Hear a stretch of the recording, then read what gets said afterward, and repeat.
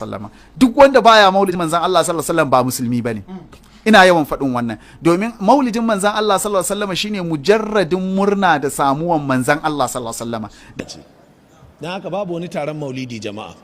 Ku daina bata wa musulmi lokaci, ku daina hada musulmi gaba, ku daina saka sharri a zukatan 'ya'yan musulmi dan mutum bai yi maulidi ba.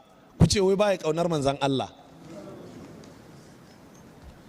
Saboda mutum bai yi maulidi ba, yanzu sayyidina Abubakar ya yi maulidi, to yanzu sayyidina Abubakar baya kaunar manzan Allah. Yanzu Fatimatu Zahra ta yi maulidi ba ta yi ba. No, kana da yancin kai challenge, amma nabbi'uni bi ilmin, zaka kawo da ilimi ne kawai.